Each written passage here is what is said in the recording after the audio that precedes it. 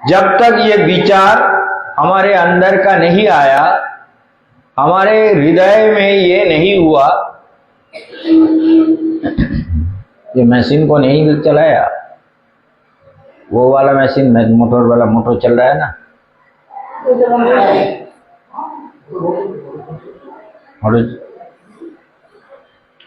तो ये बात हुआ।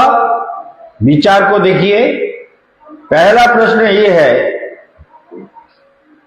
आलस्य, निद्रा, तंद्रा, इसे जीवन का दुश्मन मानिए। जैसे हमारा अजीत कृष्ण कथा सुनते ही इतना बड़ा हा कर रहा है, ये आलस्य है, ये जिम्भन है। ऐसा करने से कथा में मन नहीं लगता, मन तो चला गया, मन कहाँ चला गया पता नहीं होता। इसलिए निद्रा, तंद्रा, आलस्य, जिम्भन, थूकना, ये सब करने से कथा से के समय मन के एकाग्र होने में परेशान कर, एकाग्र होने नहीं देता। इसलिए भागवत कहते हैं, शास्त्र कहते हैं कि भागवत श्रवण के समय मन को एकाग्र करके बैठो और तैयार होके बैठो कि शरीर में किसी प्रकार का प्रॉब्लम ना हो, आलस्य बिल्कुल ना आए। आलस्य सीधा हो करके बैठो, एकदम शांत हो करके। यही विचार है, भारत के ऋषियों ने ही कहा। इसलिए कहा यतो यतो निश्चरति मनो काम हतम भ्रमर ततो के निरुद्ध करेगा। मन को निरुद्ध करना है, मन को कंट्रोल में लाना है। यदि कंट्रोल में नहीं ला पाए, मन हमारा कंट्रोल में नहीं आया, तो हम कल्याण को प्राप्त नहीं कर सकते। ये योग ही है। भागवत में कहीं भी देखो योग के बारे में ऐसे ऐसे विचार दिए गए जो योग दर्शन में, इसीलिए तो पतंजलि व्यास जी के जो प्रधान शिष्य थे महर्षि पतंजलि, उन्होंने योग दर्शन लिखा, संक्षेप में सारे सूत्र दिए, वेद वेदांत उपनिषद भागवत आदि के सारे सूत्र तैयार किए। ऐसे सूत्र तैयार कर दिया कि जिससे मनुष्य चाहे तो सारा सब कुछ जान सकता है। ध्यान देना जरूरी है। तो उसी वेदांत ब्रह्म मतलब ऐसा है, ये योग सूत्र का व्याख्या करना सबके बस का नहीं है, उसका एडजस्टमेंट नहीं हो पाता। बहुत ही गहरी ध्यान करने से तभी हो सकता है।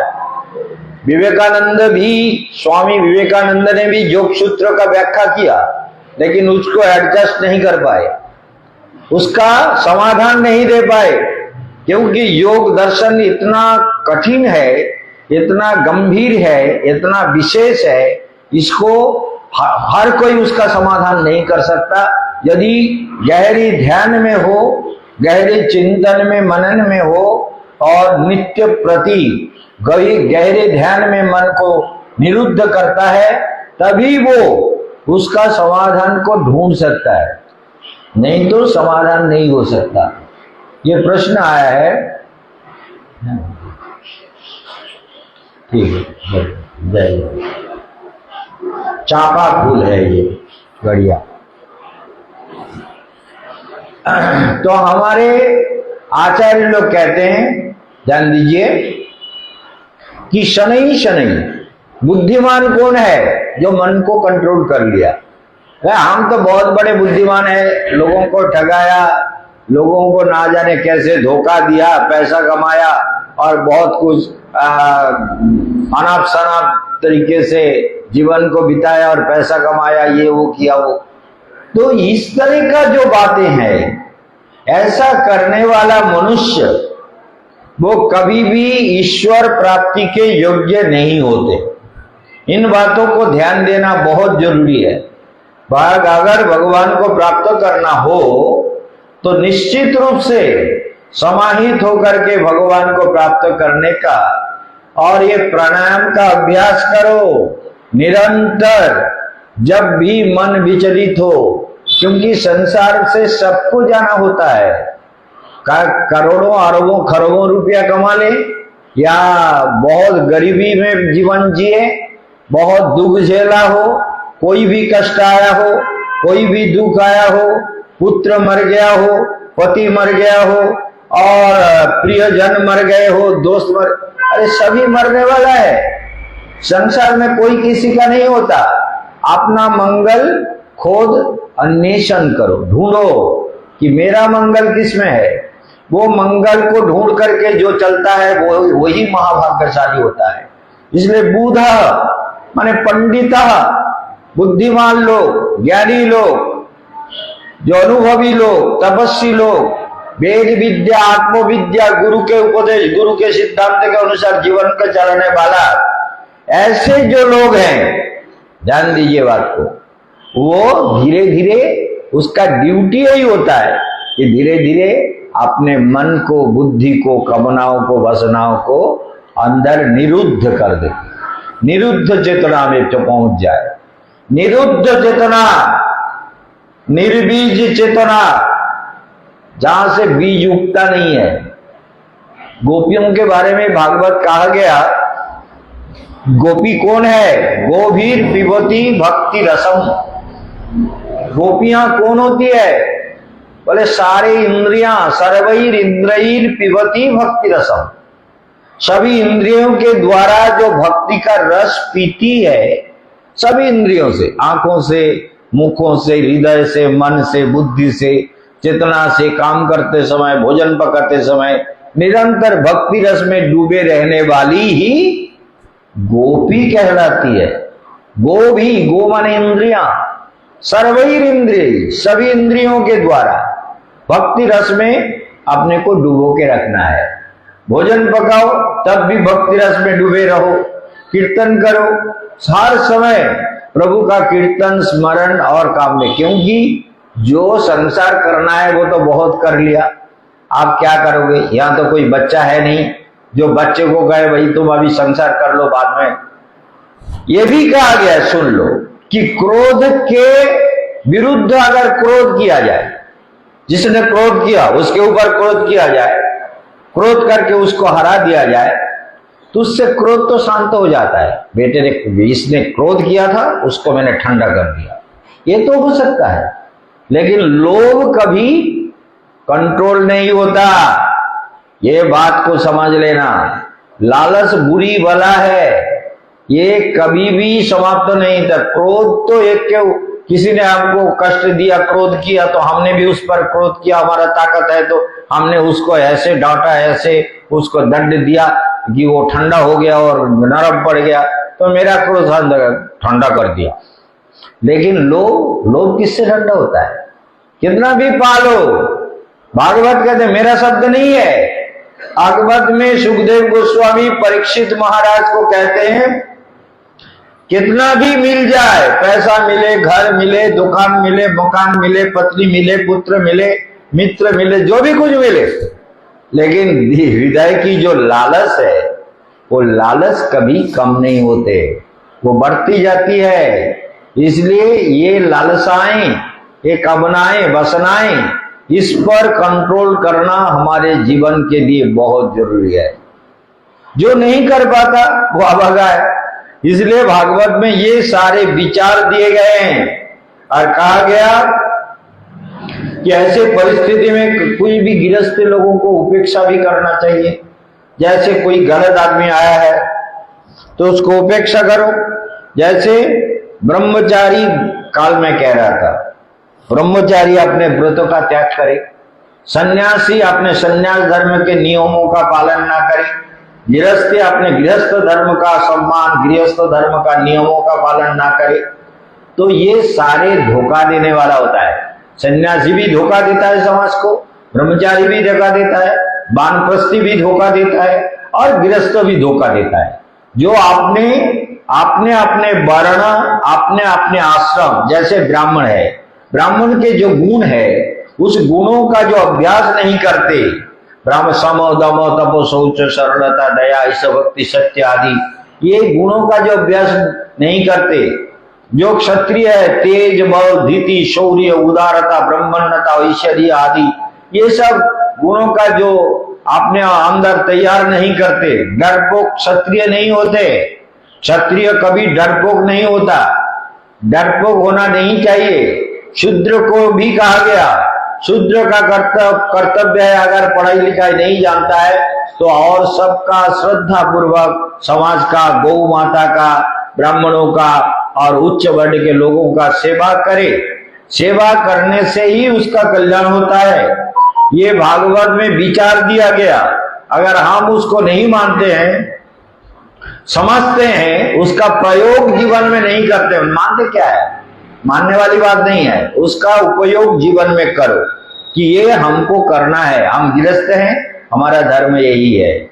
हम रोज ठाकुर जी के फूल माला, चंदन, पूजा अर्चन, भोग लगाना, सेवा करना और परिजनों को देखभाल करना, सबको सुखी करने का कोशिश करना, किसी को दुख नहीं देना, सबको प्यार से देखना, सबके प्रति समभाव से सबका लालन पालन पोषण करना और साधु संतों का, अच्छे साधु संतों का सेवा करना, ये सब गृहस्थियों के लिए धर्म कहा गया।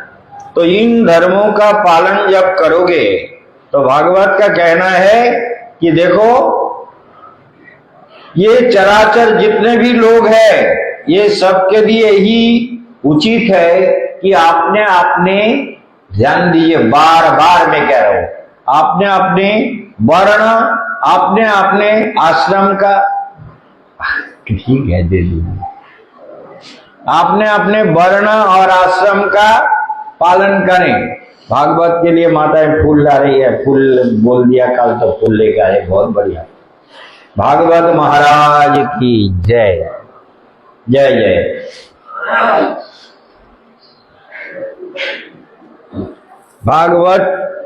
भागवत स्वयं भगवान है। भागवत कथा मनुष्यों के सारे दुखों से मुक्ति देती है। कथा सभी दुखों से, अगर उसको हम हृदय में मंथन करते रहे, सोचते रहे, विचार करते रहे तो हमारा सारा दुख चला जाएगा। इसलिए विचार किया जाए कि हम अपने कर्तव्य से कभी विमुख ना हो। ब्राह्मण, अगर ब्राह्मण का कर्म नहीं करता है तो ब्राह्मण सम्मान योग्य नहीं रहते। क्षत्रिय अगर क्षत्रिय का धर्म नहीं करता है, दुखी जनों का रक्षा नहीं करता है, क्षत्रिय अगर क्षत्रिय धर्म का पालन नहीं करे तो भी सम्मानीय नहीं है। वैश्य अगर व्यापार करके व्यापार का जो हिस्सा लाभ होता है, उस लाभ वाले हिस्से को अगर कुछ अंश संसार के सेवा में, ध्यान में प्रदान करे तो कोई मतलब उसका धर्म ठीक से पालन होगा। वैश्य है, पैसा तो कमाएगा, लेकिन पैसा कमा के समाज के सेवा में भी लगाना होगा। जैसे हमारे इंडिया में बड़े बड़े बिजनेसमैन है, जो लोग बहुत पैसे वाले हैं, अदानी और आडवाणी, ये सारे लोग, बहुत टाटा जी, रतन टाटा इतने बड़े दानी थे कि इतना बड़ा दानी मिलना बहुत मुश्किल है। बहुत लोग हैं, बहुत लोग दान करते हैं। हमारे रतन टाटा ने इतना दान किया जिसका व्याख्या नहीं किया जा सकता। आपने लड़की के शादी के लिए 500 करोड़ रुपया रखा हुआ था, वो भी उन्होंने, जब ये कोरोना का टाइम आया, लॉकडाउन का समय, वो पैसा भी, लड़की के शादी के पैसे भी दान में दे दिया कि हमारा देश का पहले रक्षा हो। लड़की का पैसा, शादी का पैसा कहीं ना कहीं से आ जाएगा, जरूर आएगा। ऐसे आदमी को देने के लिए कितने लोग, मैं भी देना चाहूंगा कि मेरे पास अगर भाई 5 लाख है तो 5 लाख ही दे दूंगा कि आपके लड़की के, ऐसे लाखों लोग तैयार है। तो इसलिए जो दान करते हैं, दानी लोग हैं, वो गृहस्थ धर्म का बिजनेस करने वाला, उसका कर्तव्य होता है कि हम जो व्यापार करते हैं उसके कुछ हिस्सा सेवा में, जगत के कल्याण में, मनुष्य कल्याण में, समाज के कल्याण में जरूर दिया जाए। अब प्रकरण ये आ रहा है, ध्यान दीजिए, ये प्रकरण 8वें स्कंद में कहा गया कि मन्वंतरानुकथा, मन्वंतर जैसे उत्तम इसमें जी रहे हैं, ये भी एक मनु का राजत्व काल है, इनका नाम है। और ये कलियुग अष्टाविंश 28तम कलियुग है।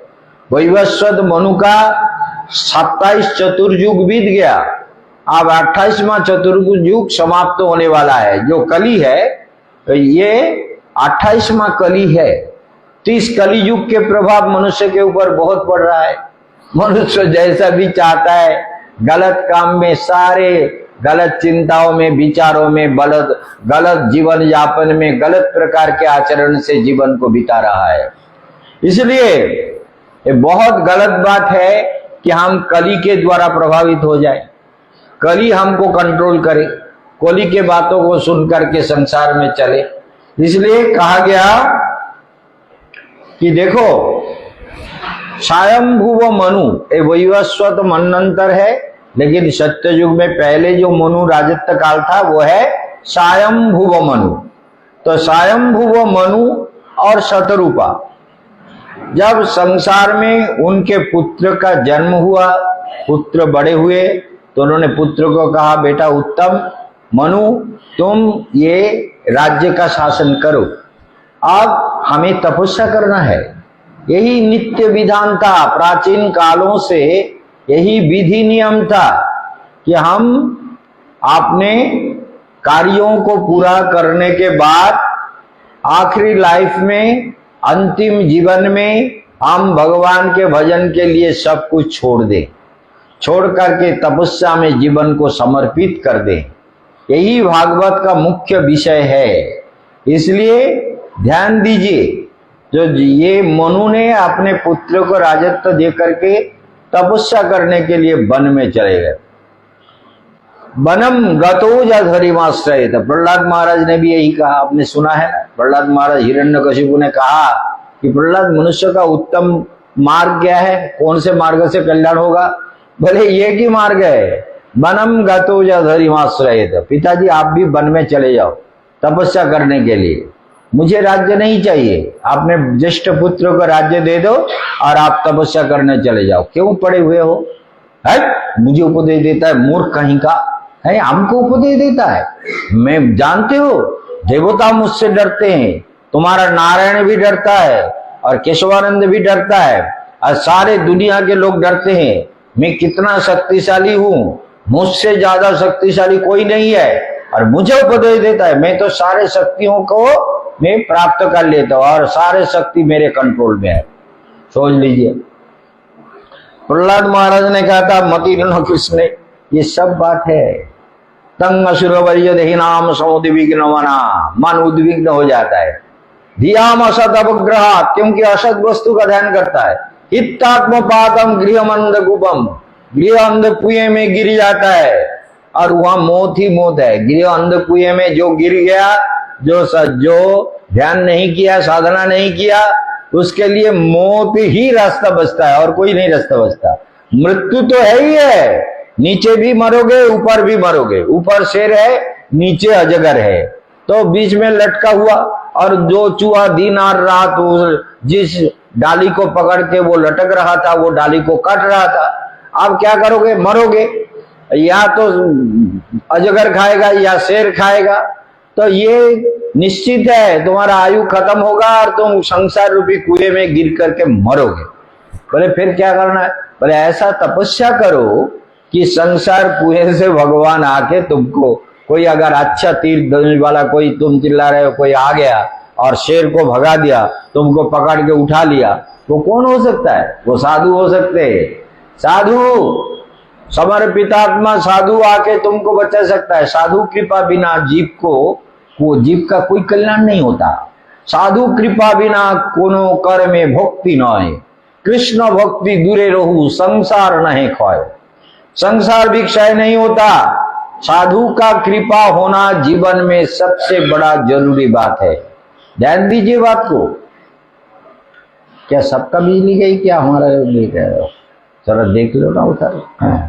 तो इसलिए प्रकरण क्या है, विचार देते हैं, ध्यान देकर सुनिए कि मनु तपस्या करने के लिए अपने पत्नी शतरूपा, वो भी बोले हमको क्यों छोड़ के जा रहे, मुझे भी तपस्या करना है। मैं तो आपके साथ ही जन्म हुआ, आपके साथ ही शादी हुई, आपके साथ संसार किए। माता ठीक नहीं है, तो इसीलिए तो आपके साथ ही मुझे जाना है। तपस्या करना है तो तपस्या करना है, आपके साथ ही जाना है। तो दोनों तपस्या करने के लिए क्या किया, दोनों ने जंगल में गए, जंगल में जाकर के भगवान के ध्यान में अपने को समर्पित कर दिया। उत्तम मनु से लेकर के सारे मनु के राजत्व काल में एक एक प्रकार का विशेष धर्म का विचार किया गया। तो हम देखते हैं मनु जब वन में गए तो भगवान, जो भगवान के शरण में जाता है, शरण में, जो भगवान के शरण में कंप्लीट सरेंडर करता है, भगवान उसका रक्षा करते हैं। उनका, भगवान का यही ड्यूटी है कि मेरे चरण में जो समर्पितात्मा है, मेरा सुदर्शन चक्र घूमता रहता है कि भक्त का रक्षा करेगा। मेरा गदा है ना, और शंख ज्ञान देने के लिए है, और कमल मधुरता, प्रसन्नता, निर्मलता, सुगंध आदि। तो इसलिए नारायण ने मेरा गदा और मेरा सुदर्शन चक्र पृथ्वी मंडल में। बोले कितने चक्र है आपका? बोले कोई शेष नहीं है, अरबों खरबों चक्र है। जो जीव मेरे चरण में आएगा वहां चक्र पहुंच जाएगा, वहां चक्र पहुंचेगा, वहां गदा पहुंच जाएंगे। गदा और चक्र दोनों मिलकर भक्त का रक्षा करता है। यही मेरा विशेषता है। जो भक्त समर्पित होगा भगवान के चरण में, मरते समय जो प्रभु को बुलाएगा, मरते समय जिसका मन भगवान में लगा रहेगा कि मेरा मन तो प्रभु में है, जो भी होगा प्रभु देखेगा, कहाँ जाना है प्रभु जानता है। बोले क्या चाहते हो? बोले कुछ नहीं। बोले कुछ पियोगे? बोले नहीं। बोले कुछ कह दो हमको? बोले कुछ नहीं। हमारा कहना नहीं है, हमको अंतर से प्रभु का ध्यान करते रहना है। मरते समय जो सबको छोड़ दे, सबको छोड़ देना चाहिए। देखो महाभारत में क्या देखा, द्रौपदी जब तक सबके तरफ देखने लगे, भगवान आए थे क्या? अरे पितामह भीष्म को देख रहे थे कि पितामह भीष्म तो इतने बलवान है, मेरे कुलवधु का अपमान हो रहा है, तो पितामह भीष्म तो कुलवधु का अपमान नहीं सहेगा, वो इसका विरोध करेगा। लेकिन कुलवधु का अपमान से बचाने के लिए कोई आगे नहीं बढ़ा। ना धृतराष्ट्र ने कुछ कहा, कह रहे महाराज देखो आपके कुलवधु का अपमान हो रहा है, बाल पकड़ के खींच के ले आया है, उसका साड़ी खींच के निकाल रहा है। धृतराष्ट्र ने कुछ नहीं बोला, द्रोणाचार्य ने भी कुछ नहीं बोला, कृपाचार्य ने कुछ नहीं बोला, और पंच पांडव तो हार गए थे। वो क्या बोलेगा, वो तो सिर नीचा करके बैठे हुए थे। और वो केशव को सोच रहे थे कि केशव जो कुछ हो रहा है तुम्हारी इच्छा है, हमने जो भी गलत किया संसार में इस बात को ध्यान दो। युधिष्ठिर महाराज ने जुआ खेला तो उनका सब कुछ चला गया। जो आदमी जुआ खेलेगा वो संसार में कभी भी सुखी नहीं होगा। जहां जुआ है वहां बार बनीता होती है, वहां शराब होती है, दूतम पानम स्त्रिय सुना, वहां प्राणी हिंसा होती है। ये सब एक साथ आता है। इसलिए जो लोग शराब पीते हैं उनसे हमेशा दूर रहना, उन लोगों पर कभी भी विश्वास नहीं करना, भरोसा नहीं करना। आज भारतवर्ष में विचार किया जाए तो 75% लोग शराब पीते हैं। बोले नहीं, थोड़ा थोड़ा शराब पीने से कोई बुराई नहीं है। वो अमेरिका के डॉक्टरों ने कहा 2 पैक शराब पियो, कोई परेशानी नहीं है। ऐसे गलत शिक्षा समाज को दिया जा रहा है। जो शराब पीने से बुद्धि भ्रष्ट होता है, जो शराब पीने से मनुष्य का विवेक नष्ट हो जाता है, ये सब मैंने अपने जीवन में वास्तव में देखा। तो महाराज आपने भी शराब पीने वाले को देखा, ऐसे देखा? देखिए एक बात बता दूं आपको। एक बार हम काशीपुर में थे, हमारे एक भक्त थे, तो उनका नाम था दुलीचंद, बहुत बड़े बिजनेसमैन थे दुलीचंद। बहुत बड़ा बिजनेस चल रहा था उनका, लेकिन बिजनेस को ठीक से कंट्रोल नहीं कर पाए, इसलिए उनका बहुत बड़ा नुकसान हो गया था। मतलब करोड़ों का नुकसान हुआ। तो दूलीचंद पंजाबी है, उनके घर से हम लोगों के लिए भोजन, हम लोग 4 लोग थे, 3 ब्रह्मचारी, 4 या 5, तो ब्रह्मचारी लोग थे, मैं था, और उनके गद्दी के ऊपर दूसरे मंजिल पर हमारे रहने के लिए जगह दे दिया, बाथरूम वगैरह सब कुछ है, वहां हम रह रहे थे। रोज सब्जी खरीद के भेज देते थे, वो सब सब्जी हम लोग वहां खाना बनाते थे, खाते थे। वो दूलीचंद जी, एक लड़का है कम उम्र का, वो भी बिजनेसमैन है, वहां गल्ले का सबका दुकान है, बिजनेस गल्ले का, मतलब धान गेहूं चावल, वो बहुत बड़ा मंडी है, बहुत बड़ा। उस मंडी में सब काम करते हैं। तो मंडी के एक ऊपर के कमरे में हम रहे थे, उनके घर में नहीं, घर अलग जगह है। तो दूलीचंद जी, उनका एक ही लड़का था तेज प्रकाश, लड़कियां थी, वो सब घर में था, घर में भी हमको ले गए। तो दूलीचंद जी बहुत भक्त आदमी थे, बहुत ही भक्त। ऐसे भक्त मिलना बहुत मुश्किल होता है। एक बार दिल्ली में भी मैं चावल कलेक्शन के लिए गया था, तो वहां दूलीचंद जी हमको मिल गए। वो लोगों के वहां काम कर रहे थे, जिसका इतना करोड़ों का बिजनेस था, वो अभी लोगों के वहां काम कर रहे थे। बांग्ला में एक गाना है, सकाल बेला राजा जेजन गरीब संधा बेला।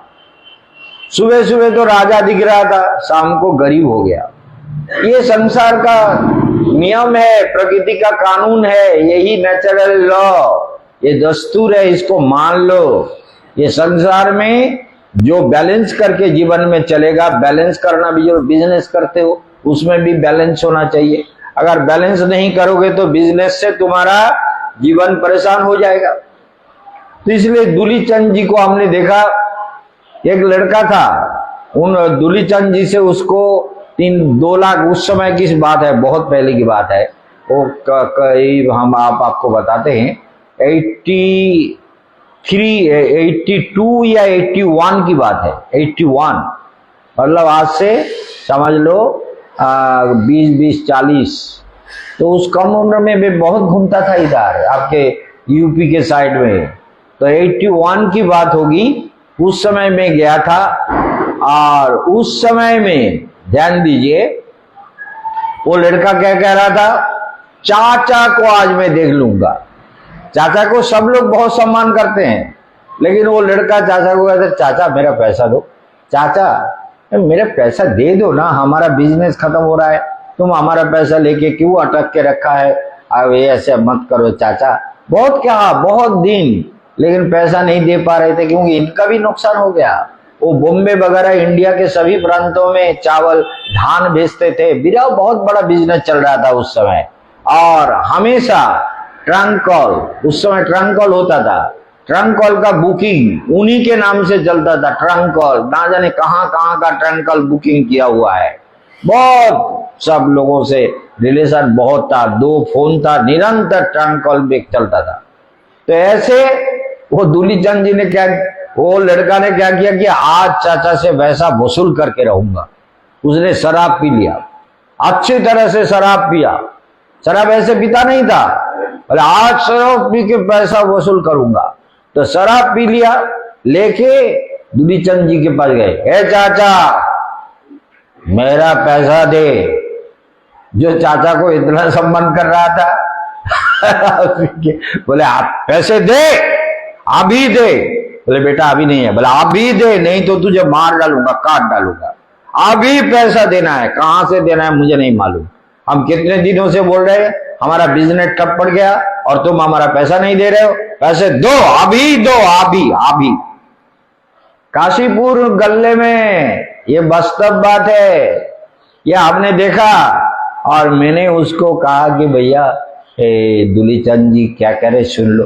अरे महाराज जी आप जानते नहीं है, ये चाचा बड़ा बदमाश है, ये हमारा पैसा बहुत दिन से इनके पीछे पड़े हुए, मेरा पैसा दे दो, मेरा बिजनेस खराब हो रहा है, मैं बिजनेस नहीं कर पा रहा हूँ, लोगों को पेमेंट नहीं दे पा रहा हूँ, मुझे बहुत परेशानी हो रही है, पैसा नहीं दे रहा, इसलिए साले को आज मार डालूंगा, नहीं तो पैसा लेके छोड़ूंगा, पैसा तो लूंगा जरूर।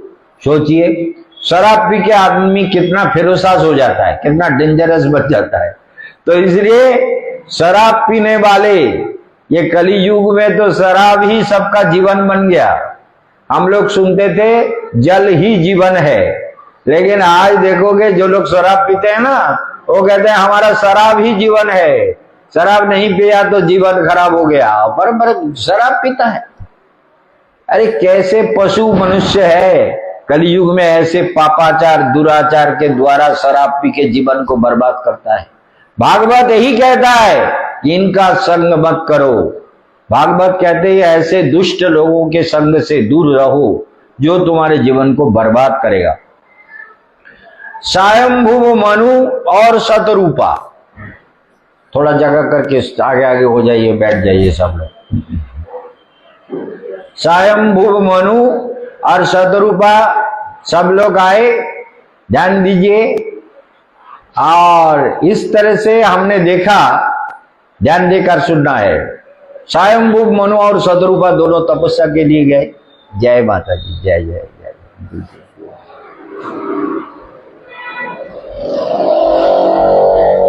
जय जय। ठीक है, भागवत में ठीक है। राधिका माता जी, जय राधिका। देखो वृंदावन में राधा रानी है और ये राधिका है। चलिए, अब क्या हुआ तो स्वयंभुव मनु और शतरूपा तपस्या के लिए वन में गए, लेकिन वहां राक्षस जो जंगली लोग हैं उसने कहा इनका भोजन बना के खा लेते हैं, इनको काटो, काट के इनका मांस लेके हम लोग खा लेंगे। मारने के लिए मार अस्त्र शस्त्र लेकर के। राजा तो थे लेकिन यहाँ राजा नहीं थे, यहाँ तो तपस्वी थे।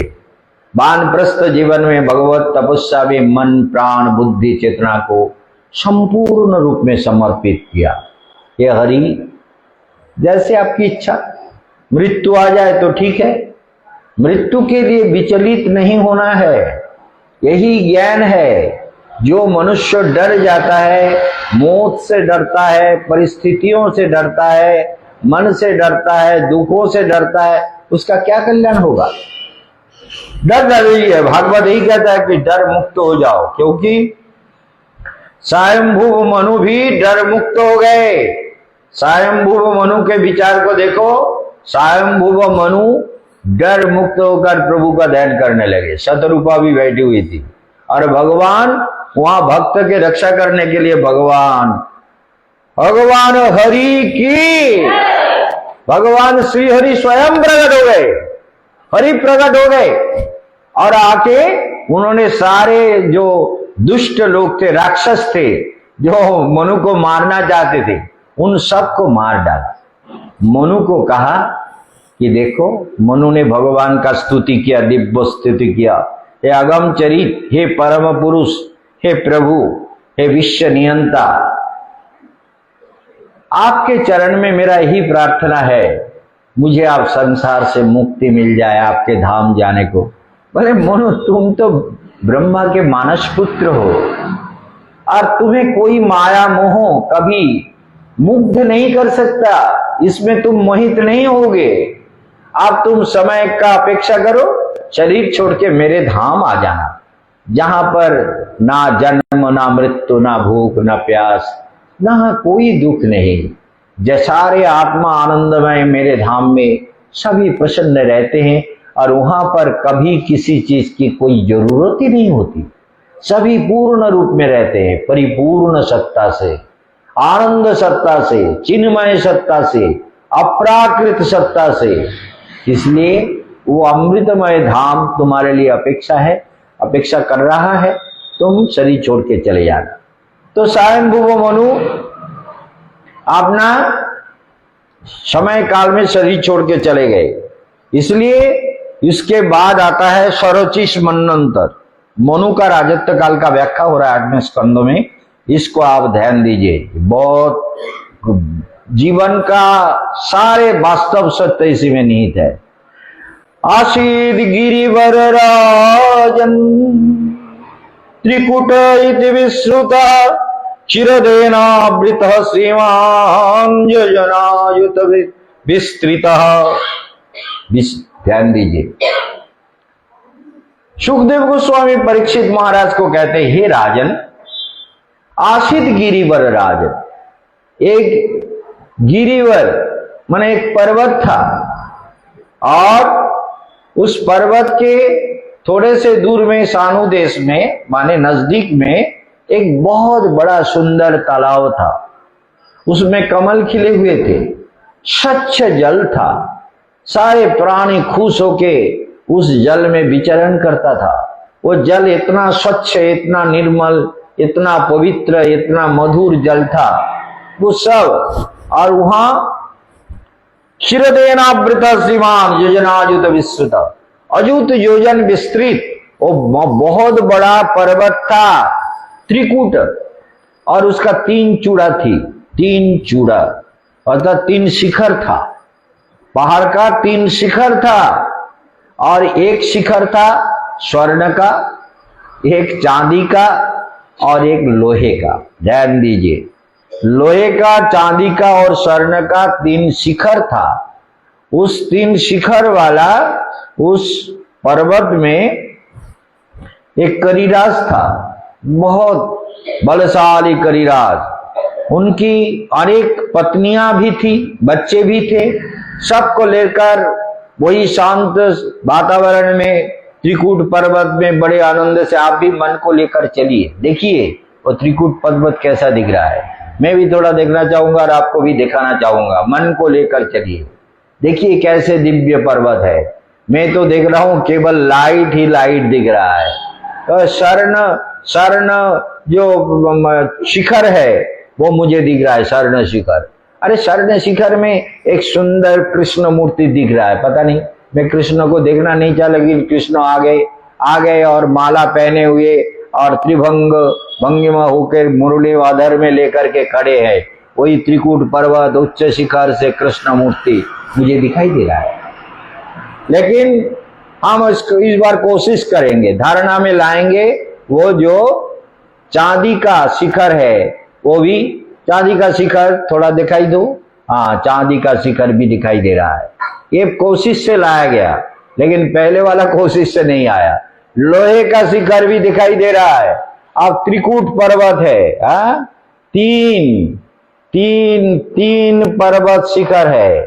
3 पर्वत शिखर, लोहे का, सोने का और चांदी का 3 शिखर दिख रहा है। आप भी देखिए, मन को ले चलिए वहां कितने सारे फलों का वृक्ष है, कितने फूल खिले हुए हैं, कितने शीतल वायु हवा बह रही है, उसमें सुगंध भरे हुए हैं, सुगंधमय वायु, सुगंध, परम सुगंधमय दिव्य वायु बह रहा है। चारों तरफ आनंद ही आनंद है। पक्षी कुल का कूजन है, कोयल की कुहरव है, मोर की नृत्य है, सारे प्रकृति के सुंदरता से भरे हुए, लताओं में फूल है, फल है, कितना अपूर्व वनश्रेणी, और हाथियों के खाने के लिए सारा सब कुछ व्यवस्था था, कोई कमी नहीं थी। बहुत बढ़िया, बहुत ही सुंदर था। देखिए, ये करिराज आपने पुण्यों का फल भोग रहा था। इसका विचार थोड़ा शुरू से कर दें, परिस्थिति थोड़ा आपके लिए सुविधा होगा। ये त्रिकूट जो पर्वत है, ये 3 कूट, 3 शिखर, ये मन, बुद्धि और अहंकार, और इसमें है हाथी माने आत्मा। सोच लीजिए, मन, बुद्धि, अहंकार रूपी शिखर में कौन रहता है आपके अंदर? हाथी है। हाथी आत्मा तो बलवान है। नायम आत्मा बलहीन न लभ्य। जो बलहीन होते हैं वो बलहीन व्यक्ति को भगवान नहीं मिलते। जो कमजोर है, जो कमजोर लोगों को भगवान नहीं मिलते। जिनका आत्मबल है, आत्मविश्वास है, तपशक्ति है, जो किसी भी परिस्थिति में नहीं डरते, जो संपूर्ण रूप से भगवान में समर्पित आत्मा है, सारी विषय विकारों से मुक्त, हृदय में आनंद चेतना, आनंद धारा बहती रहती है, वही भगवान को पा सकता है। डरने वाला नहीं, डर से कुछ नहीं मिलेगा, ना भगवान मिलेंगे ना भोग संसार मिलेंगे। बार बार आ जा रहे हो, आ रहे हो, एक बार एक जगह में बैठो, चुपचाप जाओ बैठो। तो ये विचार दिया गया, समझ में नहीं आ रहा क्या कह रहे हैं। तो ये प्रश्न आया, तो इसलिए ये कहा गया है, भागवत में यही विचार दिया गया कि ये जो त्रिकूट पर्वत में जो हाथी है, बलवान आत्मा है, ये फंसा हुआ है, त्रिकूट पर्वत में फंसा हुआ, और इसने बहुत कुछ जुगाड़ कर लिया, पत्नी, पुत्र, परिजन, सुख, वैभव, भोग विलासिता के वस्तु। ये पापों का फल है। भगवत कथा में मन नहीं लगता, इधर उधर घूमता रहता है, टहलता रहता है। ये पापों के ही फल होते हैं। इसलिए जो कथा में मन ना लगना बहुत बड़ा अपराध होता है, और जो कथा में आलस्य, निद्रा, तंद्रा आदि के द्वारा प्रभावित होता है, उसको भी मुक्ति नहीं मिलती। इसलिए ध्यान देना। तो ये विचार है कि देखा गया कि त्रिकूट पर्वत में जो हाथी है, इतना बलवान हाथी, और उसके इतने परिजन, सुख समृद्धि सब कुछ मिला हुआ है, लेकिन हाथी वो सबके साथ आनंदित हो रहा है, वो सरोवर में भी जल पीता है, सब कुछ करता है, लेकिन यह हाथी था कौन? इतना सुख सुविधा मिला हुआ है, इतने राज्य जैसा वैभव, सुख समृद्धि, पत्नी, पुत्र, संसार सबको लेकर के ऐसे हाथियों का खाने के लिए ना जाने कितनी सुव्यवस्था, प्रकृति की इतनी सुंदरता, इतना सौंदर्य तो हम लोगों को भी नहीं मिलता। इतने सुंदर परिवेश में करिराज बड़े खुश थे, बड़े खुशी में करिराज वहां पर विचरण करते थे। ध्यान दीजिए, तो करिराज कौन थे? एक दिन करिराज पिछले जन्म में इंद्रदुम्न नाम का राजा थे। ध्यान दीजिए, इंद्रदुम्न राजा, और राजा राज्य को छोड़ करके वन में चले गए। यही प्राचीन काल से यही प्रथा है, यही विधि नियम है कि प्राचीन काल से हम संसार को छोड़ करके एक समय न एक समय भगवत साधना में जीवन को समर्पित करें। तो इंद्रदुम्न राजा अपने राज्य को छोड़कर एक सेवक को लेकर के कहा कि मेरे साधना में डिस्टर्ब ना करे, मैं पूजा करूंगा, जंगल में रहूंगा, राज्य वैभव पुत्र को समर्पित कर दिया, और जंगल में जा करके एक झोपड़ी बना के अच्छी तरह से अपने सारे व्यवस्था को करा लिया, लेके वहां पर पूजा करने लगे। ये पूजा करना, ये हमने कई लोगों को देखा। मैं एक बार शंकराचार्य के पास गया, कई लोगों से मेरा जीवन तो ऐसे ही चलता है ना बचपन से, इसलिए मेरा जीवन में जाते इतना कुछ देखा। मैं जब कुछ बोलता हूं तो उसमें कभी भी विचार करने की कोशिश ना करो, उसको मान लो कि महाराज जी ने जो कहा वही सत्य है, चाहे कोई कहे चाहे ना कहे, इसको जान लेना। क्योंकि बचपन से घूम रहा हूं, पूरी धाम में थे उस समय। पूरी धाम में हम कई बार रहे, 1 महीना, 2 महीना, 15 दिन, 20 दिन, बहुत बार पूरी धाम में भी जगन्नाथ जी के वहां रहे। तो उस बार 2 महीना रह रहे थे हम। बेथोएट का एक वहाँ हॉलीडे होम था, और एक हॉलीडे होम था, और कई जगह, मतलब 4 कमरा लिए हुए थे। क्यों? हमारे साथ 10-12 आदमी गए हुए थे, कोई पैसा नहीं दिया था, लेकिन सब अपने जान पहचान के लोग थे, सब गए थे। तो सबको लेकर के भोजन बनता था। वहाँ हमारा गौड़ीय मठ है, पुरुषोत्तम गौड़ीय मठ, स्वर्गद्वार पुरी में हमारा मठ है, बहुत बड़ा मठ है हमारा, मतलब गौड़ीय मठ का मठ है। तो उस गौड़ीय मठ में एक महाराज जी उस समय थे, वो मुझे बचपन से बहुत स्नेह करते थे। जब मैं 11 साल के उम्र में मायापुर में गया था, तो वो महाराज उस समय सत्य गोविंद ब्रह्मचारी के नाम से थे। प्रभुपाद मेरे गुरुजी का गुरु भाई था, वो गुरुजी का गुरु भाई, मेरे चाचा गुरु, काका गुरु थे वो। जो चाचा गुरु, वो मुझे इतना स्नेह करते थे, मैं उनको जीवन में मरते दम तक उनकी याद आती है तो मेरा आंखों में आंसू आ जाता है। वो एक दिन सुनेंगे आप, मायापुर में परिक्रमा हो रही थी, तो हमारा कमरा हमको छोड़ देना पड़ा, जिस कमरे में हम थे। तो उन्होंने कहा मेरे कमरे में आ जाओ, तो उनके कमरे में गया, मैं नीचे सोने लगा। बोले नहीं तुम वहां सो और मच्छरदानी लगा के सो। मैंने कहा क्या बात, गलत बात? बोले गलत बात? बोले हाँ गलत बात, आप हमारे गुरु हैं। बोले मैं गुरु नहीं हूं, तुम यहां सो, क्योंकि मच्छर काटेगा तुमको, मच्छरदानी के अंदर सो जाओ। सोचिए, ये जीवन का बहुत बड़ा उपलब्धि है। बहुत कुछ कहना चाहता हूं लेकिन समय नहीं होता। बोले मच्छर काटेगा तुमको? मैंने कहा को आपको मच्छर नहीं काटेगा, आप नीचे सोएंगे और मच्छरदानी नहीं है, आपको मच्छर काटेगा? तो मैं कैसा कैसा आपके गुरु भाई का शिष्य हूं, आपका शिष्य कैसे हूं? आप मेरे शिक्षा गुरु है, आपको तकलीफ हो और मैं आराम से ऐसा कभी नहीं हो सकता, मैं नहीं कर सकता। बोले नहीं, ये बात नहीं है, तुम सुनो मेरी बात को। तो क्या सुनो? बोले हम दो भाई थे, दोनों पढ़ते थे। पढ़ते समय क्या होता था, वो मेरे बड़े भाई जो थे ना, उसको मच्छर काटता था और मुझे मच्छर नहीं काटते थे। तो इसलिए बचपन से मुझे मालूम है मेरा खून कड़वा है।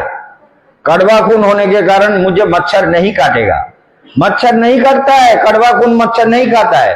तुमको मालूम नहीं है, वो कड़वा खून नहीं खाएगा, इसलिए वो मच्छर मुझे नहीं काटेगा, तुमको काटेगा। सारा मच्छर तुमको काटेगा, इसलिए तुमको मच्छरदानी लगाना है। मेरे साथ बहुत लड़ाई झगड़ा किया, बोले तुम ही को सोना है, जबरदस्ती मुझे सुला दिया। लेकिन सारा दिन काम करने के बाद अगर लेट जाए, बच्चा है उस समय, छोटा उम्र था, तो उस समय मैं लेटते ही सो गया।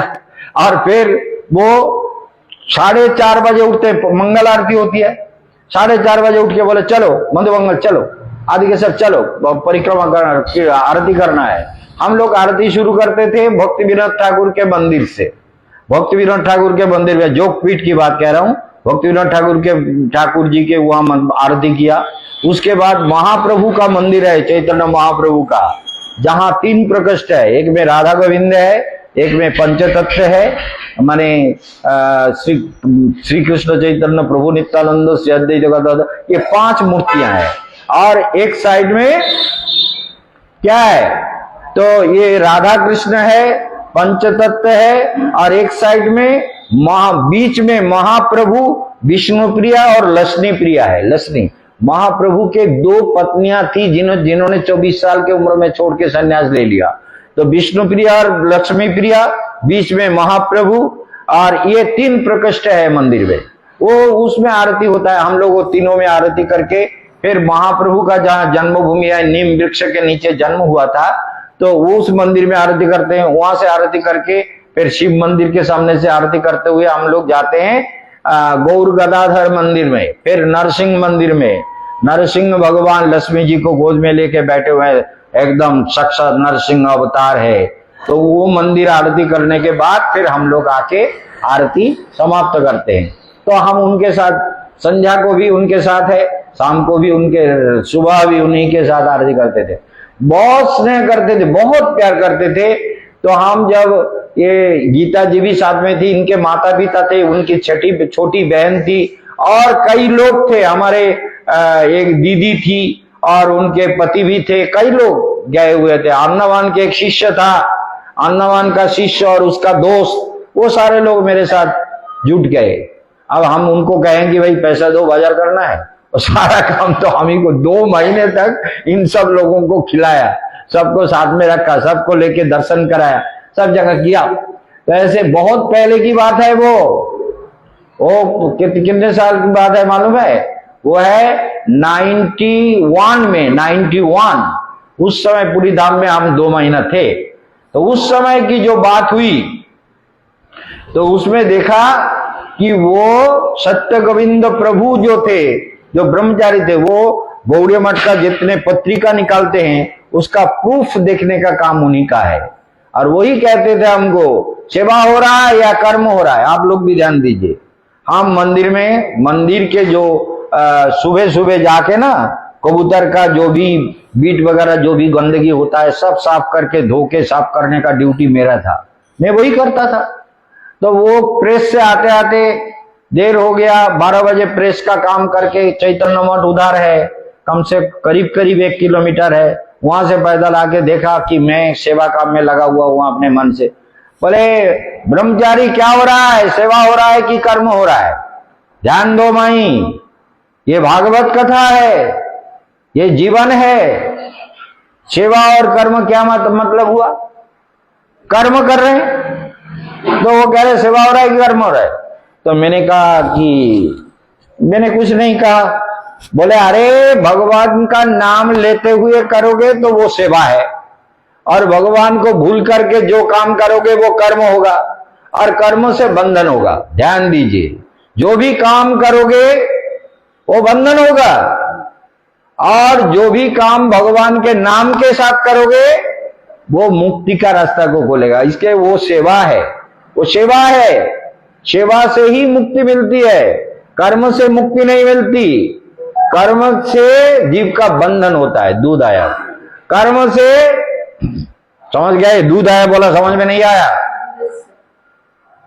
तो ये बात है। इसलिए कर्म से क्या होता है? पहली बात यह है कि कर्म से बंधन होता है और सेवा से मुक्ति मिलती है। तो इसलिए हमने देखा, हमने क्या देखा? ध्यान देकर सुनिए ये विचार को, कि हमको कहते थे कि हरि नाम छोड़ के अगर सेवा करोगे तो क्या होगा ब्रह्मचारी, क्या जीवन में पाओगे? पढ़ते हो, लिखते हो, सब कुछ करते हो, और हरि नाम करते हुए प्रभु का सेवा करो। तो हरि नाम करते हुए हम सेवा करते थे। आप भी क्या करोगे? जो भी काम करोगे, भोजन पकाते समय भी हरि नाम करते करते करो। हरि नाम, भगवान का भोग बनता है तो मुंह में कुछ बांध लो, लेके हरि नाम करते करते सेवा करो, क्योंकि थूक ना जाए। थूक वो ठाकुर जी के भोग में नहीं पड़ना चाहिए।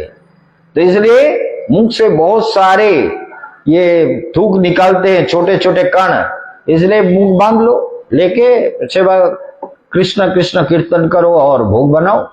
यही भोग पूरी धाम में सारे पंडा लोग मुख को बांध के भोजन बनाते हैं। ठाकुर जी का जो जगन्नाथ का भोग बनता है, भोग, प्रसाद नहीं। आप लोग कहते हो प्रसाद, हर बात को प्रसाद बनाते हो। प्रसाद तभी होता है जब भोग लगता है। ठाकुर जी को भोग लगाने के बाद वो प्रसाद होता है। जैसे यहाँ भागवत में भोग लगाया हुआ, ये प्रसाद है। लेकिन भगवान को भोग लगाए बिना प्रसाद नहीं होते, वो भोग होता है। और भगवान को, भगवान जब भोग करेंगे, उसको ग्रहण करेंगे तो प्रसाद हो जाएगा।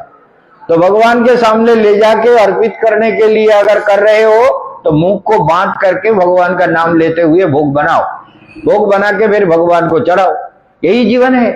ये सारे उपदेश गीत भागवत में दिया हुआ है। इन उपदेशों को सुनोगे तो जीवन सुंदर हो जाएगा। भगवान के पास भगवान नहीं ले जाएगा तो हम रस्सी बांध के सबको खींच लेंगे ऊपर। निश्चित बात है, कोई छोड़े किसी को नहीं रखेंगे।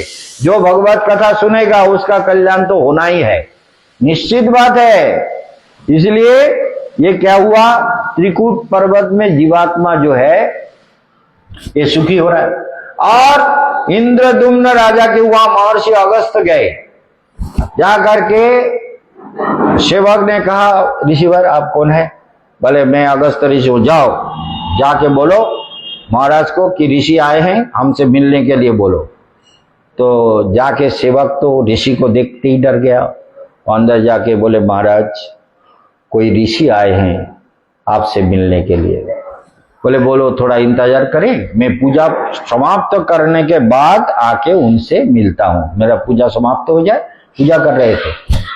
ये शिक्षा भागवत से ले लो। पहली बात, ये जो पूरी धाम की बात कह रहे थे ना, ये सत्य गोविंद प्रभु, ये गोविंद महाराज हुए थे। तो मैंने एक बात बोलते बोलते छूट गया। वो गोविंद महाराज एक दिन हमको ले गए, वहां पुरी में गोवर्धन मठ है, शंकराचार्य है वहां, निरंजनानंद सरस्वती। पुरी में जो गोवर्धन मठ है वहां के शंकराचार्य का नाम है निरंजनानंद सरस्वती। तो निरंजनानंद सरस्वती के हमको बोले, वो बहुत प्यार करते थे ना, बोले चलो निरंजनानंद सरस्वती से मिलते हैं। हम थोड़ा कम उम्र के थे ना, थोड़ा जिद्दी टाइप के बच्चे थे। बोले निरंजनानंद सरस्वती के पास क्यों जा रहा है? वो अद्वैतवादी लोग हैं। वो कहते हैं हम ब्रह्मास्मि प्रज्ञानम ब्रह्म आत्मा ब्रह्म जीव ब्रह्म ना पर, ऐसे कहते। मैं उनके पास नहीं जाऊंगा। बोले नहीं मेरे साथ चलो। अरे आप आदेश करते हैं तो चलते हैं, आपका आदेश है, आपका आदेश है तो मुझे चलना ही है, चलिए। तो मैं गया। ध्यान दीजिए बात को। जाके क्या देखा? निरंजनानंद सरस्वती ने बगान से खोद, जबकि उनके वहां बहुत सारे सेवक है, जगत गुरु है शंकराचार्य, सेवक होते हुए खोद ने अपने हाथों से फूल चयन किए, फूल उठाया, फूल तुलसी आदि उठा के और घर में सब लेकर के आया।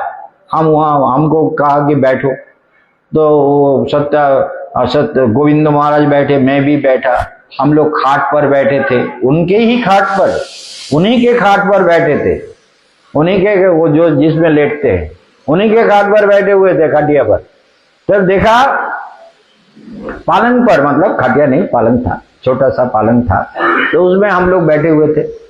और वो आए, आके क्या किया, वो गोपाल जी का एक कपड़ा बिछाए, गोपाल जी को सिंहासन से लेके वहां लाके बीच में, वो बहुत बड़ा हॉल टाइप का घर था, उसके बीच में रखा। और उन्होंने एक आसन में बैठे, बैठ करके उन्होंने चंदन घिसे, फूल लिया, चंदन लिया, आचमन किया। मैंने देखा कितने प्यार से गोपाल जी का पूजा कर रहे थे। स्वामी निरंजनानंद सरस्वती। आज मैं भागवत के आसन में आपको ये कहने में मजबूर हूं कि अद्वैतवादी खाली हम ब्रह्मास्मि नहीं कहते, वो भगवान कृष्ण का प्राण से पूजा करते हैं। मैंने अपने आंखों से देखा, मैं वहां करीब 1.5-2 घंटा बैठा रहा और उनके पूजा को देखता रहा, कैसे मन प्राण एकाग्र करके पूजा किया। और सब ठाकुर जी के चरण में फूल दिए, तुलसी दिए, चंदन घिसे, भोग लगाया, सारा सब कुछ, माला बना के छोटा सा माला गोपाल जी को पहनाया, बड़े प्यार से। फिर ध्यान में बैठे, बहुत देर तक शांत समाधि। मैं एकदम उनके पूजा से मुग्ध हो गया, मेरा मन खुश हो गया, हृदय आनंद से भर गया कि अरे भगवान को इतने प्यार से रोज पूजा करते हैं। आपने बगीचा का फूल खुद अपने हाथ से, कोई सेवक के द्वारा उठाए हुए फूल से पूजा नहीं करते, स्वयं फूल उठाते हैं, फूल ले आते हैं और स्वयं सब कुछ जुगाड़ करते हैं, चंदन घिसते हैं। सब कुछ करने के बाद फिर ठाकुर जी का पूजा करके, ध्यान समाप्त करके, फिर हमने उनको दंडवत किया। उन्होंने बहुत खुश होकर के बोला, अरे ये तो छोटे से महाराज हैं, बहुत अच्छे हैं, बहुत अच्छे हैं, आप इनको ले आए। बोले हाँ, आपके यहाँ थोड़ा, वो सत्य गोविंद प्रभु भी वहां से फूल लाते हैं, फूल लाने के लिए गए थे, लेकिन मुझे दिखाना चाहा कि तुम जो अद्वैतवादी कहते हो वो भी भगवान को कितना प्यार करते हैं, कितना श्रद्धा से सेवा करते हैं, वो भी देख लो। वो देखने के बाद फिर हम लोग बाहर आए, आके उन्होंने फूल उठा लिया। अपने मंदिर के, मतलब जो पुरुषोत्तम गौड़ीय मठ के जो ठाकुर जी है, महाप्रभु और राधा गोविंद जी, उनके लिए फूल उठा के लेके हम दोनों चले आए। और रोज सुबह हमारे वहां हम लोग क्या करते, इतने लोगों का क्या खाना बनाए, तो चावल बनाते थे, गरम बढ़िया चावल बनता था, फर्स्ट क्लास चावल बाजार से ले आते थे। चावल, घी और नींबू और मिर्च, हरी मिर्च, यही रोज ये गीता जी भोजन बनाती थी, इसके माँ भी। तो ये रोज जो है वो चावल, गरम गरम चावल, उसमें गरम गरम घी और नींबू और नमक और मिर्च, हरी मिर्च, ये देके हम लोग खाते थे। आलू का उबला हुआ आलू को भूल गए, उबले हुए आलू को घी से मिला के उसका भरता, आलू का भरता बना के बढ़िया तरीके से तैयार करके वो महाराज रोज आते थे। बोले तुम्हारे यहाँ खाने में बहुत आनंद आता है, मैं यहाँ रोज सुबह जो नाश्ता है, मतलब सुबह का भोजन है, मैं यहाँ ही करूंगा। तो मेरे यहाँ आके वो गोविंद महाराज रोज सुबह आके नाश्ते में यही चावल खाते थे। अभी तो वो नहीं है, उनका शरीर छूट गया, लेकिन उनका प्यार मैं कभी नहीं भूल सकता। वो रोज आके मठ से आकर के मेरे यहाँ आके भोजन करते थे, हमारे बनाए हुए आलू का भरता और चावल, घी, नींबू का रस। बहुत खुश होते थे खा के, बोले बड़ा अच्छा, बहुत आनंद आया, बहुत प्रसाद, बहुत ठाकुर जी को तुमने तुलसी दे के निवेदन कर दिया, ये बड़ा आनंद आया हमको, बहुत खुश हुए। तो जीवन में यही बात है कि आपने जीवन में जो भी कुछ करो, प्राण से करो, दिल से करो, समर्पण भाव से करो। तो इसलिए क्या हुआ, वो जो राजा थे, राजा ने कहा इंतजार करने के लिए, बोलो मैं आ रहा हूं। ऋषि ने कहा इंतजार, मुझे इंतजार करना होगा। ध्यान दीजिए, ये ऋषि कभी किसी का इंतजार, तेजस्वी होते हैं, जिनका तेज होता है। उस दिन हमारे ठाकुर साहब भी बोल रहे तेज महाराज क्या कह रहे थे? जो तपस्या करते हैं ना उनमें तेज होता है। वो तेज कभी किसी भी हालत में कम नहीं होते, वो तेज एकदम तीव्र तेज होता है और वो तेज अलौकिक होते हैं, वो किसी को डरते नहीं है दुनिया में। इसलिए तेज होना चाहिए, तपस्वी का तेज, तपस्वी के तेज बहुत बलवान होते हैं। इसलिए तेजस्वी नाम अतोषयत, तेजस्वियों को कभी नाराज मत करो, तेजस्वियों को कभी अपमान मत करो, तेजस्वियों का किसी प्रकार का अनादर मत करो। तेजस्वी साधुओं का अनादर करोगे तो तुम्हारा सर्वनाश होगा। तेजस्वी साधुओं का अनादर, अवज्ञा या अपमान किसी भी हालत में नहीं होना चाहिए। जो करेगा वो मरेगा, ये संसार में घूमता रहेगा, ना जाने कौन से प्रेत जनी में जाएगा, कौन से जनी में जाएगा, विष्टा के कृमि कीट बनेगा, क्या होगा। तो इसलिए देखिए, वो जो ऋषिवर थे, ऋषिवर ने देखा कि राजा तो आए नहीं, तो उन्होंने कहा राजा का इतना अभिमान, मैंने बुलाया नहीं आया, मैं अभिशाप देता हूं। ऐसे अभिमान से मत्त हो गया, ये इंद्रद्युम्न राजा मेरा अभिशाप है, वो अगले जन्म में हाथी बनेगा, चलो हाथी जन्म प्राप्त करो, हाथी बनेगा बोलकर चले गए। राजा के कान में आवाज आई, राजा भागने लगा, ऋषि के पीछे पीछे। ऋषि तो बहुत तेज चल रहे थे, बहुत तेज गुस्से में थे, तेज में थे। और राजा जाके चरण पकड़े, बोले प्रभु आपने अभिशाप दे दिया, हाथी जन्म मिलेगा। वो कोई बात नहीं, आपके अभिशाप को आप तो बदल नहीं सकते, मैं भी बदल नहीं सकता, मैं इसका कुछ कह भी नहीं सकता। प्रभु मुक्ति कैसे मिलेगी? बोले मुक्ति का रास्ता बनेगा, तुम जब आके मेरे चरण में शरण लिए हो तो मुक्ति का रास्ता तुम्हारा बन ही जाएगा। मुक्ति तो तुमको मिलेगी, समय पर जरूर मुक्ति मिलेगी, चल छोड़ो मेरे रास्ता छोड़ो। और इंद्रद्युम्न राजा का हाथी का जन्म हुआ, और उस हाथी जन्म में त्रिकूट पर्वत में इंद्रद्युम्न राजा त्रिकूट पर्वत में हाथी जन्म में रह रहा था। ध्यान दीजिए बात को। इसलिए हाथी जन्म में क्षीरदेनावृत राजन त्रिकूटेति विस्तृता, हे राजन ये त्रिकूट पर्वत में यही हाथी बलवान, सारे सुख सुविधाओं से पूर्ण हाथी अपने खुशी में सुख सुविधाओं से पूर्ण है। हाथी महाराज बड़े खुश, सभी खुशी मिल रही थी। तपस्या का बल था, ऋषि का अभिशाप से हाथी बना क्या हुआ, लेकिन तपस्या के बल से सारे सुख समृद्धि उनको मिला हुआ था। लेकिन इसका अध्यात्म विचार क्या है कि साधुओं के चरण में कभी अपराध ना हो। साधु अपराध यदि उठे हाथी माता, तबे लता छिंडी जाए सुखी जाए पाता। जैसे लता है, उसके जड़ को खींच के तोड़ दो तो उसके सब कुछ फल फूल पत्ते वगैरह सब सूख जाते हैं। उसी प्रकार साधु के चरण में अगर अपराध हो जाता है तो उस अपराध से हमारे सारे किए हुए पुण्य का फल सब समाप्त, तो बहुत बड़ा अपराध हो जाता है। इन्होंने छोटा सा अपराध किया, साधु को सम्मान नहीं किया। साधु के पूजा छोड़ के आना चाहिए था। अरे क्या पूजा करोगे तुम? साधु का पूजा सबसे मद भक्त पूजाभ्यधिका सर्वभूतेषु मनमति। भगवान शंकर पार्वती जी को कहते हैं, देखो पार्वती मद भक्त पूजाभ्यधि कहते हैं। इसलिए साधु का हृदय संत हृदय न बनीत समाना। साधु वज्रादपि कठोरानि मृदुनि कुसुमादपि। साधु वज्र जैसा कठोर भी होते हैं, जरूरत पड़ने पर मृदुनि कुसुमादपि, ये फूलों से भी कोमल हो जाते हैं। फूलों से भी साधु का हृदय कोमल होता है जब साधु प्रसन्न हो जाते हैं। लेकिन कभी कभी जरूरत पड़ने पर, जैसे ये ऋषि ने अभिशाप दिया, कठोर हो गया, लेकिन जब अभिशाप के बाद जब चरण में आके गिरे तो फूलों से भी बोले भैया बेटा तुम्हारा उद्धार होगा, जरूर होगा, कोई चिंता नहीं। कुसुमादपि, कुसुम माने फूल से भी कोमल हो जाते हैं साधु का हृदय। ये ध्यान दीजिए, ये विचार दिया गया। इसलिए ये भागवत में ये विचार आया है कि ये त्रिकूट पर्वत में थे, अर्थात मन, बुद्धि और अहंकार ये त्रिकूट पर्वत में करिराज थे और सारे सुख समृद्धि का व्यवस्था था, सरोवर था, बड़े खुश थे, बड़े आनंद से रह रहे थे।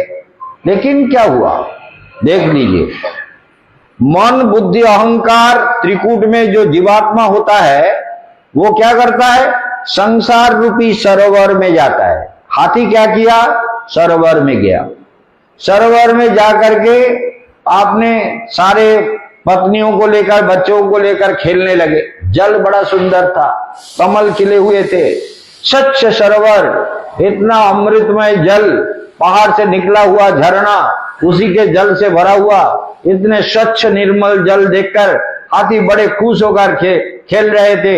हथिनियां खेल रही थी, बच्चे खेल रहे थे, सारे पानी में आनंद से विहार कर रहे थे। आनंद विहार करते करते आपने सूंड से पानी लेके एक दूसरे के ऊपर फेंक रहे थे, बड़े खुश हो रहे थे, सभी बहुत खुश हुए।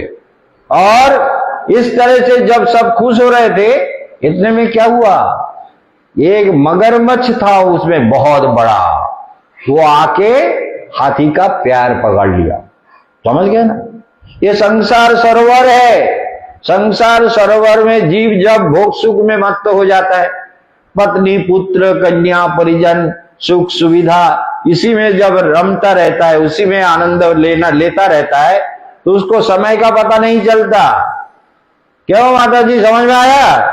समय का पता नहीं चलता। वो काल आके, काल कुंभीर है, काल कुंभीर आकर के, काल रूपी मगरमच्छ आकर के पकड़ लेता है। किसको पकड़ता है? पहले पैर को। जैसे हमारी माता जी पैर सीधा कर दिया, क्यों कर दिया? पैर में दर्द हो रहा है। अब देखो पैर में तकलीफ तो है ही है।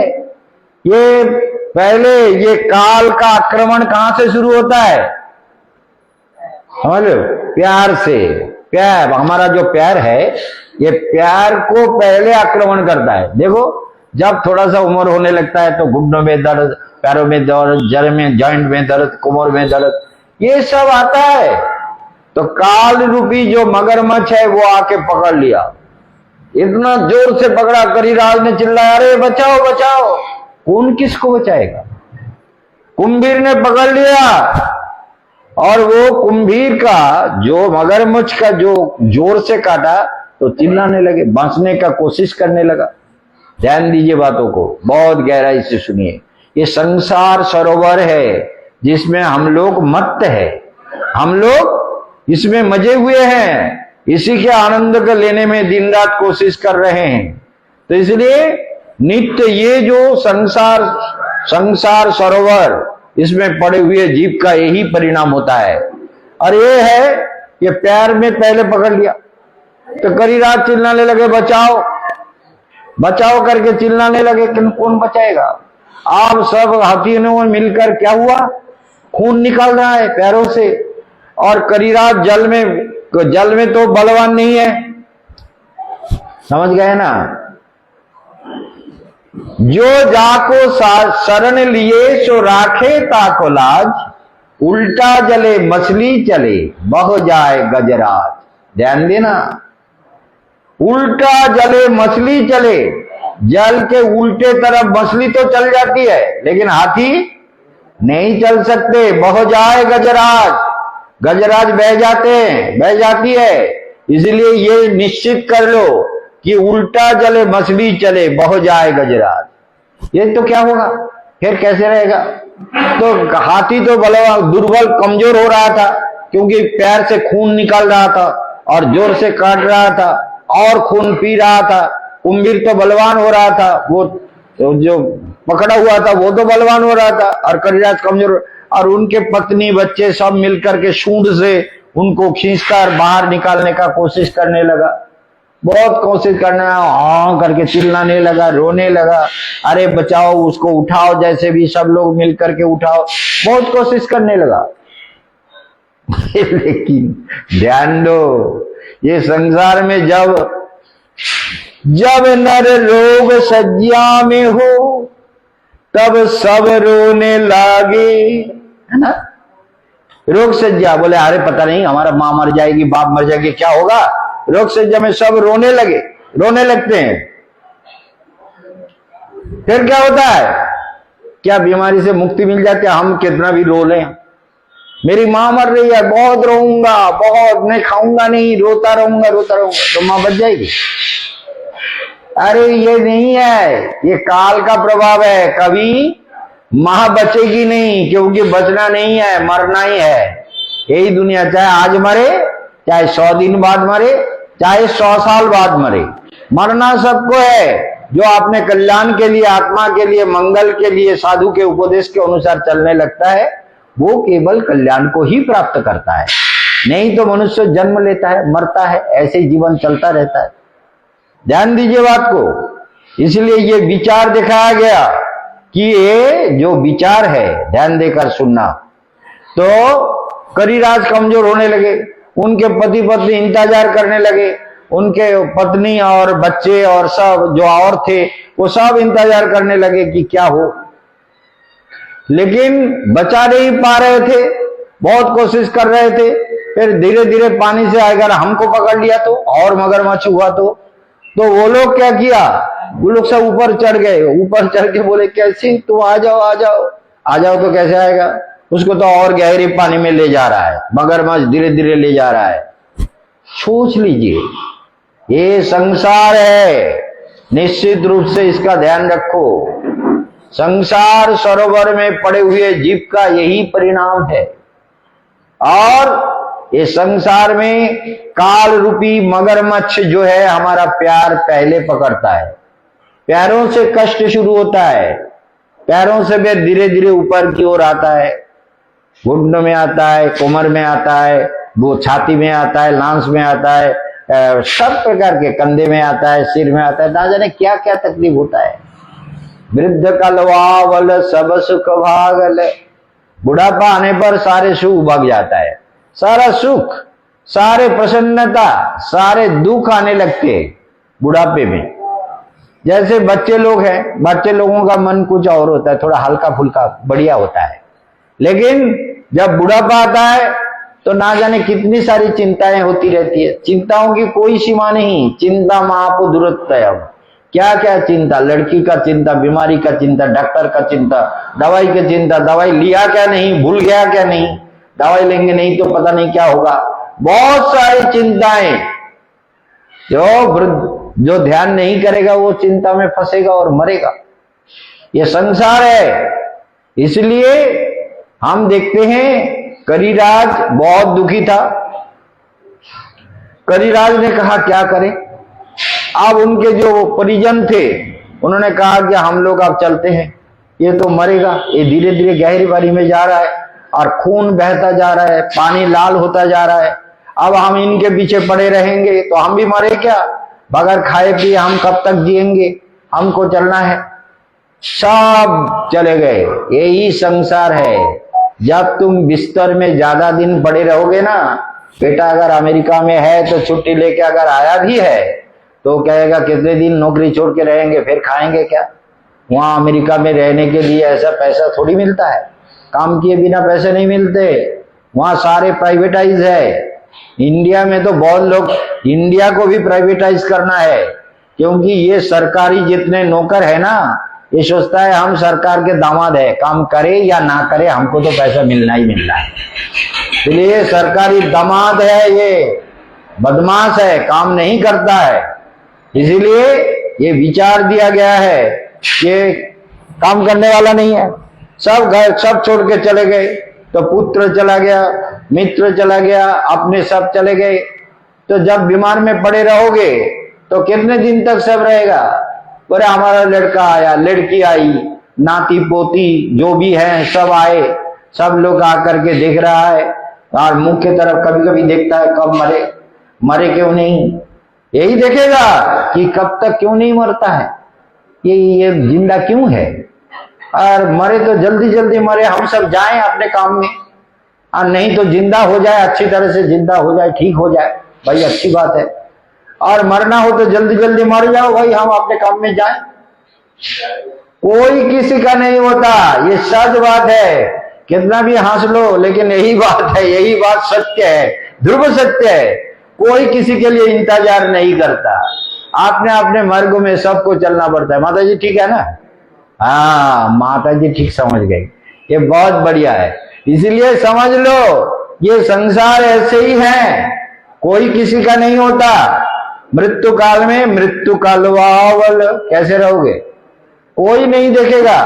सब कहता है मरता भी नहीं है, ये बिस्तर में टट्टी करता है, पेशाब करता है, गंदगी करता है, और जो ना करो वही खाता है।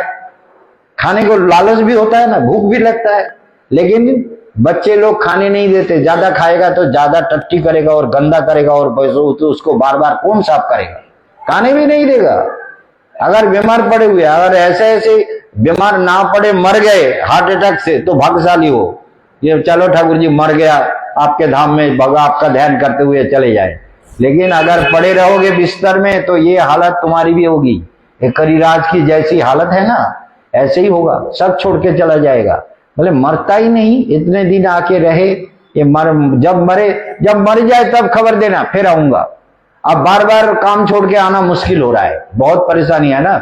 बार बार काम छोड़ के कैसे आए भाई, कैसे संसार, इनके चक्कर में बार बार काम छोड़ दें तो हमारा नौकरी भी छूट जाएगी। नौकरी छूट जाएंगी तो बाद में खाएंगे क्या? बात भी सच है, यही नेचुरल लॉ है, यही प्रकृति का नियम है। बाद में खाएंगे क्या? क्या खाएंगे? इन्हीं के, ये तो मर रहे हैं और इनके पीछे हम भी मरे, क्या होगा हमारे बच्चों का, हमारे परिजनों का, हमारे रिश्तेदारों का क्या होगा? हमको चलना है। क्यों भगत जी, ठीक है ना? ये संसार है। इसलिए संसार सरोवर में हम लोग काल रूपी मगरमच्छ के द्वारा पकड़े हुए हैं, और हमें जब मृत्यु काल आएगा तो अगर अच्छी तरह से मर गए, किसी भाग्य सौभाग्य से अच्छी तरह से मृत्यु हुई तो अच्छी बात है, और अच्छे मृत्यु नहीं हुआ तो क्या होगा? सब तुमको छोड़ के चला जाएगा कि मरता नहीं है। क्यों नहीं मरता? और कभी कभी किसी किसी को सेवा भी मिल जाता है, माँ बाप बीमार होने से, ये भी सौभाग्य से मिलता है। बात कर जानिए, ज्योतिष चक्र कहता है पुत्र का सेवा पाने का भी एक भाग्य होता है। पुत्र पितामह का सेवा, या कन्या पितामह की सेवा जो करती है, बहुत से कन्याएं करती है। हम हजारों ऐसे जीवन जानते हैं, कन्याएं माँ बाप की सेवा, बड़े भाई की सेवा, सबकी सेवा इतने प्यार से करती है जिसकी तुलना नहीं है।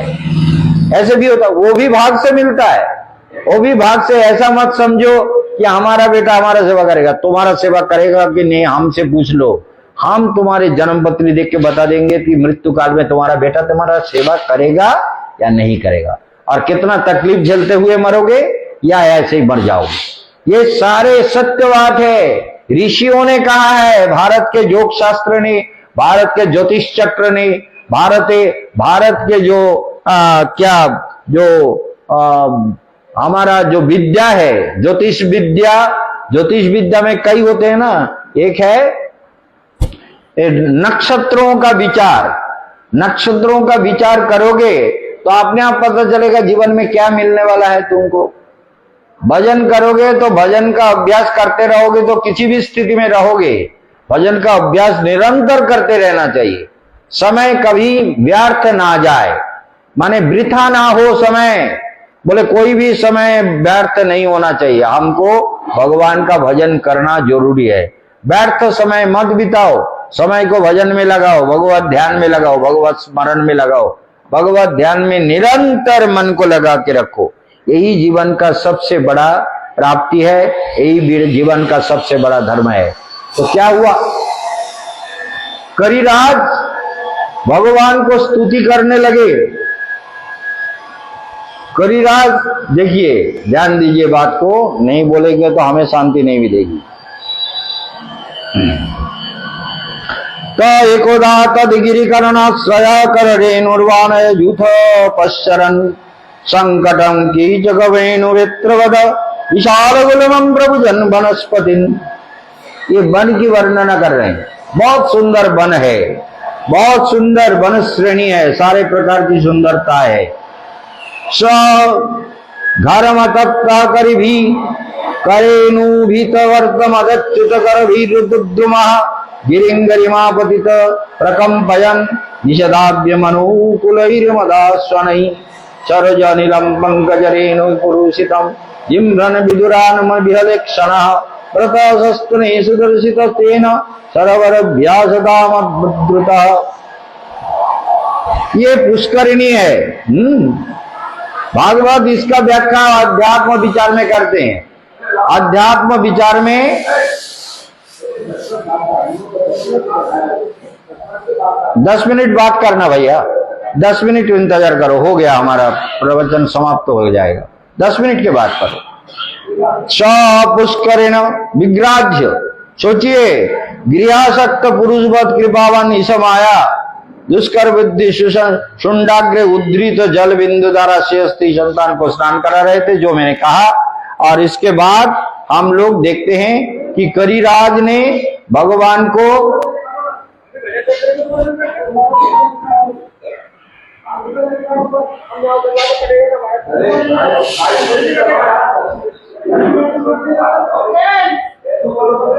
झगड़ा मत करो, झगड़ा मत करो भैया, 10 मिनट के बाद है।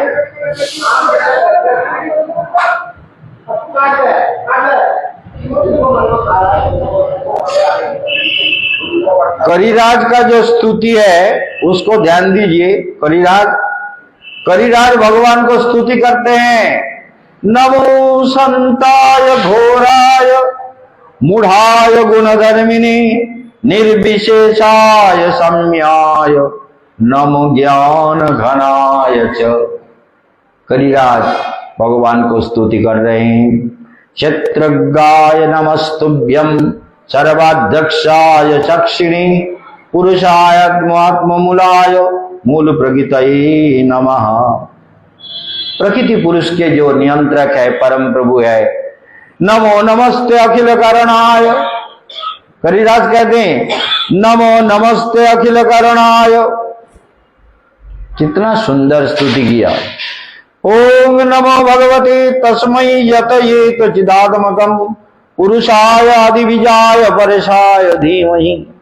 ओम नमो भगवते यत चिद चिदात्मकम, जो सच्चिदानंद स्वरूप, परमानंद स्वरूप, ज्ञान स्वरूप, आनंद स्वरूप, वो सच्चिदानंदमय भगवान। पुरुषाय आदिबीजाय परेशाय धीमहि, जो आदि पुरुष है, सृष्टि का बीज है, सबका प्रभु है, सबका सखा है, सबके मित्र है, सबका कल्याणकामी है।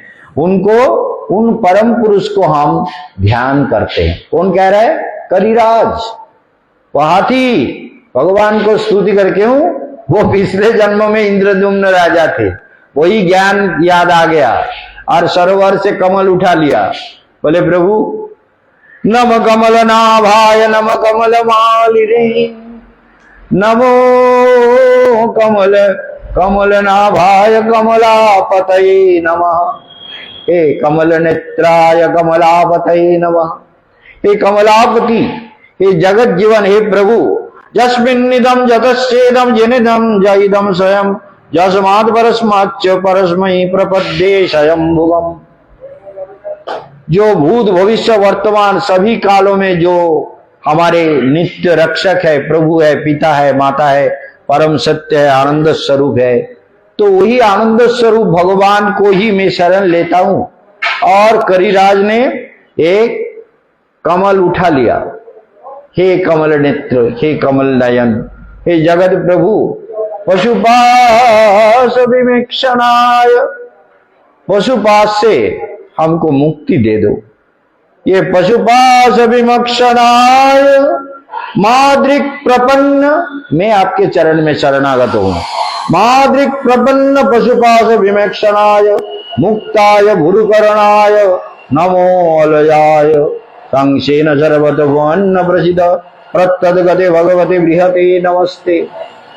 छोड़िए, विवाद करने का जरूरत नहीं है। करिराज का जो दिव्य स्तुति है, करिराज के जो दिव्य स्तुति, इसके बारे में काल सुबह ठीक 8 बजे आ जाइए। काल और परसों ये कथा को हम पूरा कर देंगे। करिराज की जो कथा है ये बहुत ही जरूरी है। संसारिक लोग कैसे संसार में फंसते हैं, तो आज भगवान के करुणा से जो भी कथा हम लोगों ने सुना, उसके दिव्य अनुभव को जीवन में लाए। करिराज की तरह हम भी फंसे हुए हैं। करिराज जैसे भगवान को स्तुति करते हैं, हम भी स्तुति करें। कि प्रभु हमें भी इस बंधन से मुक्त कर दो। करिराज को भगवान ने कैसे मुक्ति दिया, इसके बारे में काल सुबह आप लोग थोड़ा समय पर आ जाइए तो हमको बहुत कुछ सुनने को मिलेगा। काल और परसों कथा होगी, फिर कथा बंद करना पड़ेगा, क्योंकि गुरुवार को सुबह भी एक पार्टी आएगा, शाम को भी एक बड़ा पार्टी सुबह आएगा, एक पार्टी शाम को आएगा, और शुक्रवार से परिक्रमा प्रारंभ होगी। इसलिए बहुत सारी व्यवस्था करनी है, इसलिए हम यहाँ समाप्त करते हैं। आप सबका मंगल हो, सब भागवत कथा में सम्मिलित हुए हैं, तो काल और परसों आप लोग इस प्रकार का आके आनंद दें और आनंद प्राप्त करें और जीवन को धन्य बनाएं, यही मेरा प्रार्थना है। पंचाकल्पतरुभ्यश्च कृपासिन्धुभ्यैव च पतितानां पावनेभ्यो वैष्णवेभ्यो नमो नमः। आप लोगों के कृपा से ही तो मुझे बोलने